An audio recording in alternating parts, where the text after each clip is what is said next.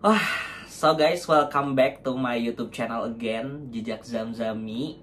Thank you banget buat teman-teman semua yang udah selalu nanyain kapan upload, kapan bikin konten lagi. Itu sebenarnya bikin gue semangat. Tapi emang akhir-akhir ini gue lagi cukup hektik aja, jadi belum bisa nyempetin diri untuk bikin konten. But hari ini gue pengen banget nyempetin diri buat bikin konten, karena konten ini tuh sebenarnya terinspirasi dari Karaditya Dika, yang dia itu bikin 40 pelajaran yang dia dapetin di usia 40. Nah, gue pengen bikin yang kayak gitu juga.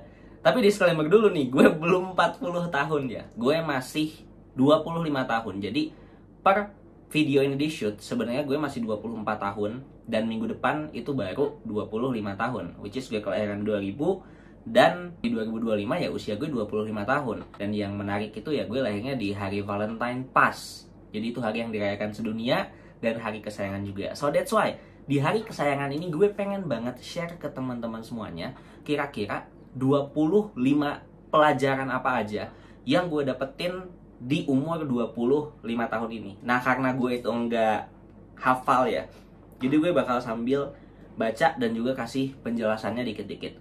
Pelajaran pertama, cara ngelihat hidup kita menarik atau enggak.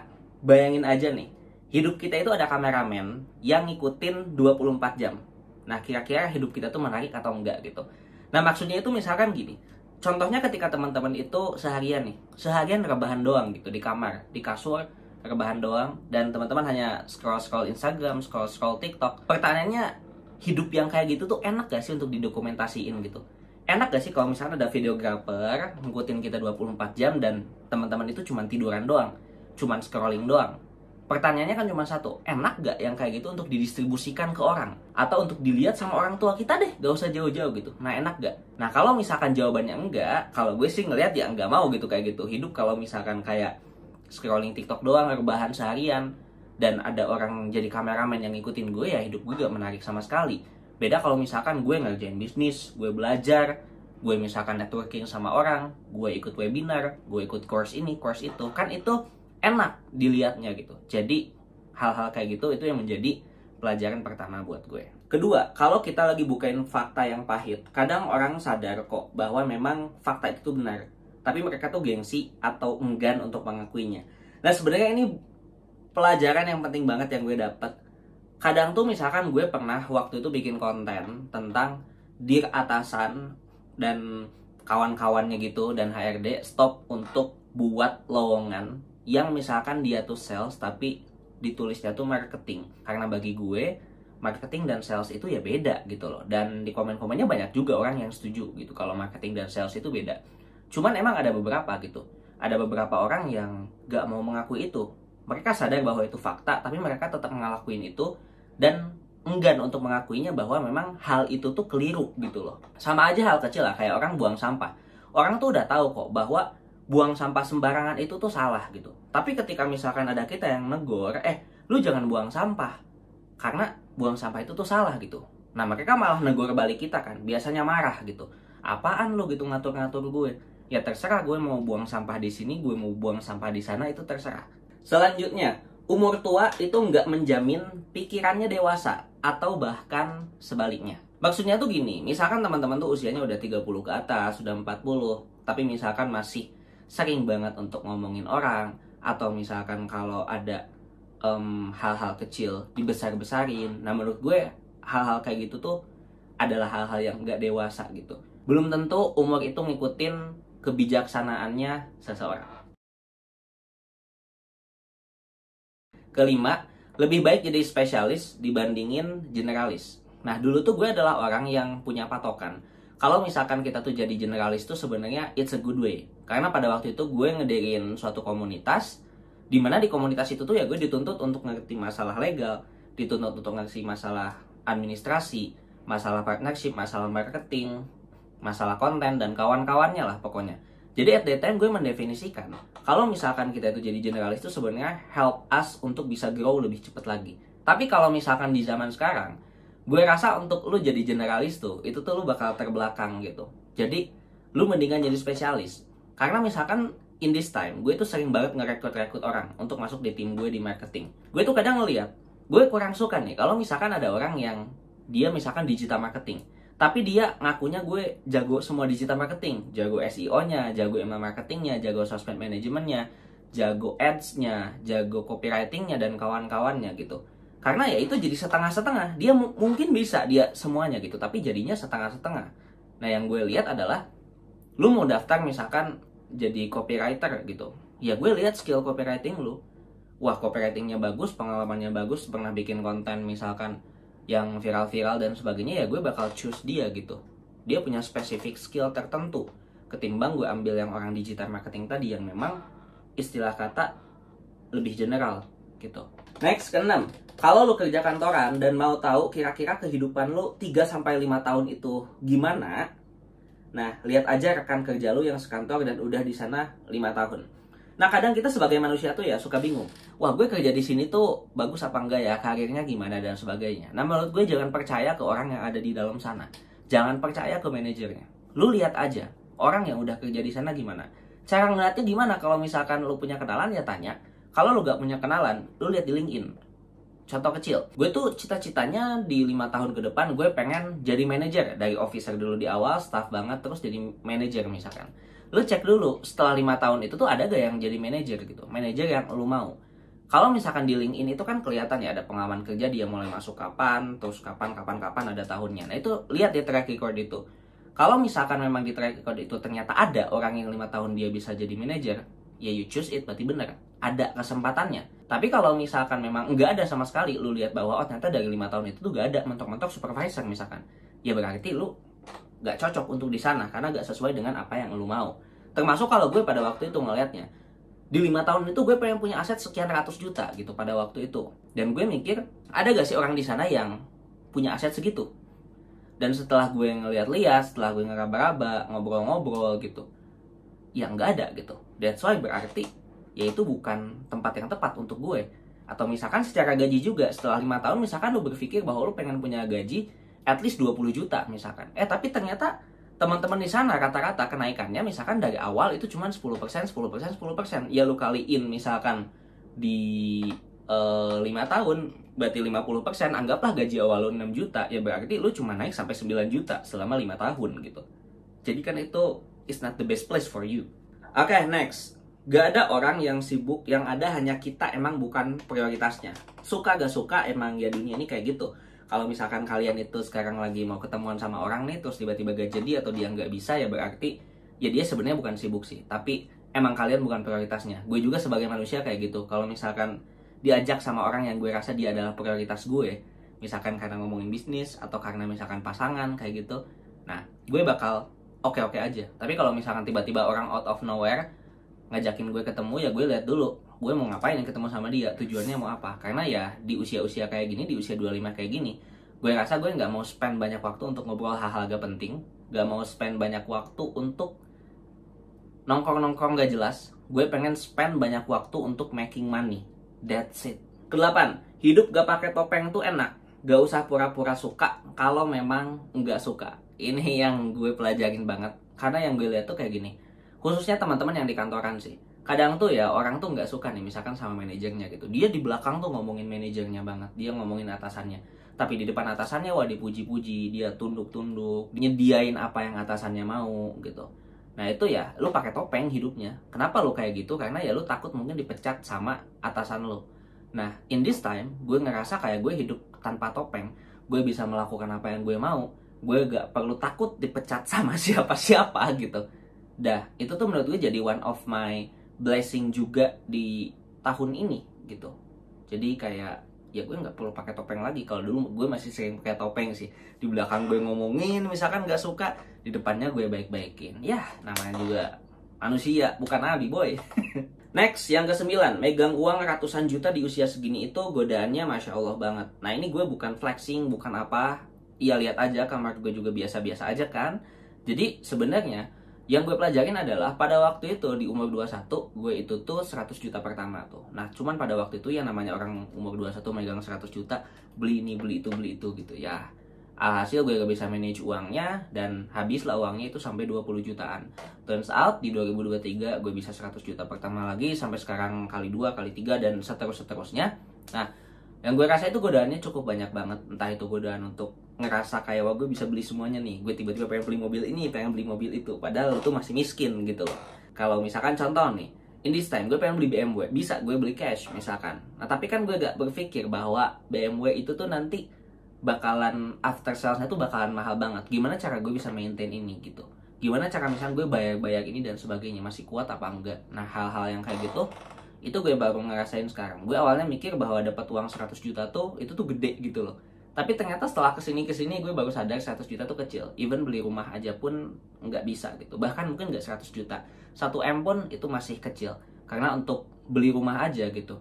Kalau misalkan gue sekarang kan di BSD tinggalnya, untuk beli rumah 1 M aja di BSD itu tuh agak sedikit susah. BSD persis ya. Tapi kalau misalkan kayak agak mojok-mojok dikit, ya ada gitu. 10. Uang yang kita punya di rekening itu nunjukin seberapa besar value yang kita punya. So, fokus upgrade. Gue setuju kalau rekening itu tuh kayak rapor gitu. Kalau rekening gue cuma 1 juta misalkan sekarang, ya berarti emang yang gue kerjain emang value-nya cuma 1 juta gitu. Sama kayak dulu kita kuliah atau sekolah, kita dikasih nilai A, kita dikasih nilai B, kita dikasih nilai 90, 80, yaitu karena berdasarkan usaha kita kan, kita dikasih nilai segitu. Nah kalau di dunia nyata kan, seberapa keras kita kerja ya itulah penghasilan yang kita dapat yang ada di rekening itu. Jadi kalau misalnya rekeningnya masih dikit ya berarti ya fokus upgrade gitu. Kalau rekeningnya udah banyak ya berarti itu nilai lo, tapi tetap fokus upgrade. 11. Cara marketing di industri finance dan pendidikan itu bumi dan langit pendekatannya. Ini beda banget. Yang gue pelajarin tuh kalau misalkan teman-teman marketingin finance, lu harus kayak nge-showing mobil lu berapa, lu harus nge-showing porto lu gimana, lu harus nge-showing rumah lu gimana. Tapi kalau misalkan nge-brandingin industri pendidikan itu beda. Yang di-showing adalah prestasi. Lu dapat prestasi apa, lu dapat beasiswa apa. That's the different game. Next, 12. Pilih-pilih nongkrong sama teman itu adalah hal yang wajar. Jadi kalau misalnya kalian mau belajar, terus habis itu tuh ada yang ngajak nongkrong, tapi ternyata nongkrongnya itu tuh ya cuman nongkrong-nongkrong biasa, ngobrol-ngobrol gak jelas, dan kalian lebih memilih untuk belajar, that's the good way menurut gue. Dan itu adalah hal yang wajar. Kalau misalkan mereka jadi ninggalin kalian, ya berarti mereka bukan teman kalian. That's it. 13. Kalau diomongin atau digosipin sama orang, berarti kita udah selangkah lebih maju dari dia. Percaya sama gue, kalau misalnya teman-teman tuh digosipin karena satu hal, karena misalnya tadi susah diajak nongkrong, tiba-tiba digosipin, ya berarti kalian tuh udah ada selangkah lebih maju dari mereka. Kenapa? Karena biasanya orang yang banyak diomongin sama orang itu tuh emang orang yang lebih sukses atau lebih baik daripada orang tersebut. Jadi dia selangkah lebih maju lah. Kalau misalkan mereka aja sampai nggodain waktunya untuk ngomongin teman-teman, ngabisin waktunya untuk ngomongin teman-teman, berarti teman-teman sepenting itu gitu di kehidupan mereka. Karena kalau misalkan memang gak diomongin, ya mungkin gak ada topik. Kalau misalkan gak diomongin, ya mereka jadi agak bingung juga untuk ngobrolin apa nantinya. Jadi ya you have to think. Kalau misalkan ada yang ngomongin tuh berarti teman-teman tuh selangkah lebih maju atau lebih sukses lah dari mereka, kayak gitu. 14. Selalu tepat waktu. Ini siapapun gue pasti rasa setuju. Tepat waktu tuh hal yang penting. Apalagi kalau udah janjian sama orang yang penting banget, ya lu at least luangin waktu setengah jam sebelumnya, itu tuh paling minim banget. Kalau bisa lu sejam sebelumnya, ya lu udah dari tempat itu gitu.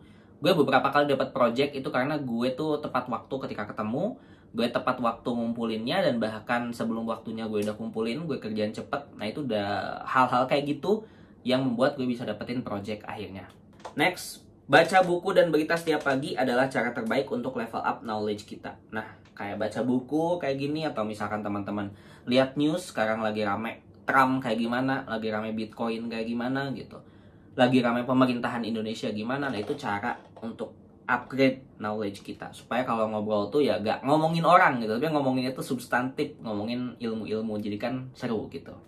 Next, investasi terbaik itu investasi leher ke atas. Jadi kalau teman-teman punya uang, nah sebelum teman-teman investasi ke Bitcoin, kemana, nah investasi leher ke atas tuh beli buku, beli course, itu adalah hal yang menurut gue sangat jangka panjang banget gitu. Jadi teman-teman beli course 200.000, teman-teman bisa dapetin project karena skill teman-teman tuh jago. Misal udah belajar dari course itu kan bisa berkali-kali lipat nantinya return yang bakal teman-teman tuh dapet.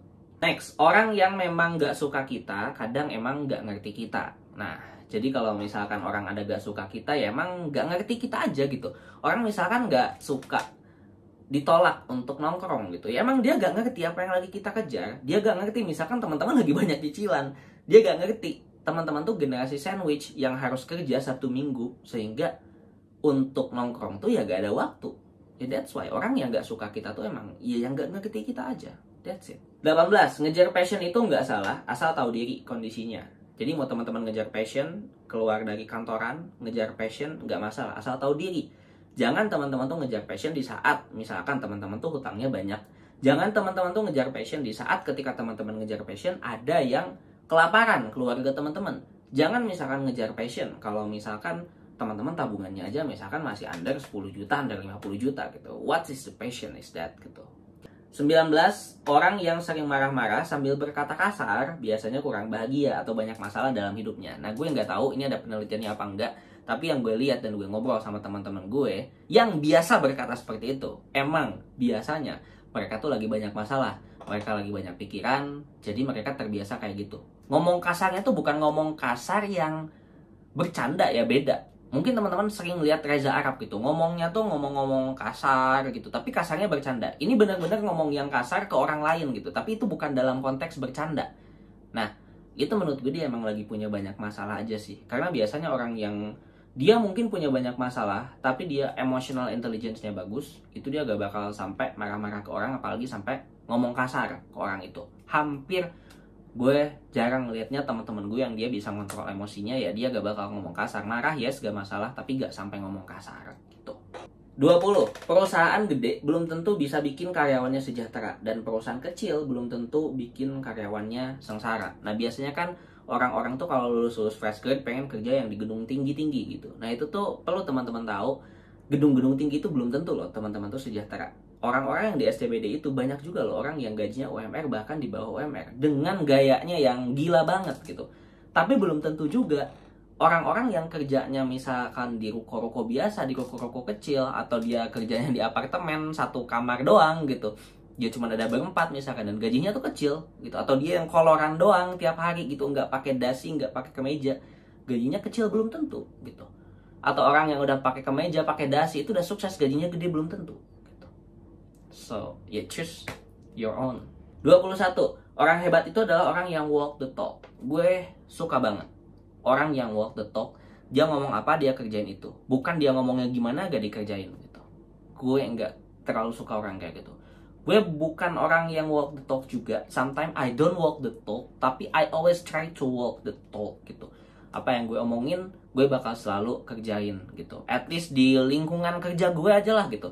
Gue kalau bilang A, gue bakal nyelesain A. Gue bilang B, nyelesain B. Gue bilang nyelesain jam 1, gue bakal jam 1. Gue bilang bahwa gue tuh nggak suka kalau misalkan tipikal kerjanya kayak gini, ya gue bakal bilang kayak gitu dan ngerjainnya ya nggak kayak gitu gitu. 22. Nggak semua perkembangan dan perubahan itu bisa diterima dengan baik. Nah, jadi ketika teman-teman tuh mau bikin suatu perubahan, mau bikin suatu inovasi, ada ide apa, ada ide A, ada ide B untuk ke perusahaan, itu belum tentu semuanya itu bisa diterima gitu. Termasuk kayak teknologi aja kan, teknologi se-hype apapun belum tentu itu bisa diterima di masyarakat gitu. Walaupun nantinya time by time kita harus individu, tapi for the first time belum tentu semuanya bisa diterima untuk perkembangan tuh. Termasuk ide-ide yang kita mau ajuin, belum tentu semuanya bisa diterima.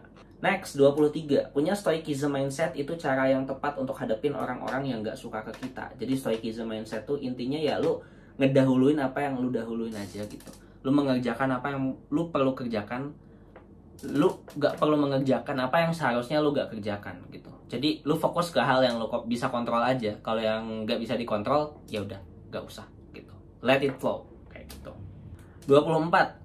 Apa yang menurut kita baik belum tentu menurut orang baik. Trust me. Ketika lu misalkan lu sedekah, atau lu itu misalkan bikin institusi pendidikan, lu bikin webinar gratis dan sebagainya, belum tentu menurut orang itu baik. Mungkin dasarnya itu baik menurut kita, tapi belum tentu menurut orang baik. Bisa jadi orang yang gak suka ke kita itu ngelihat bahwa apa yang kita kerjakan sekalipun positif itu ya hal yang jelek gitu. Jadi ya apa yang menurut orang baik belum tentu menurut kita baik, dan yang menurut kita baik juga belum tentu menurut orang baik.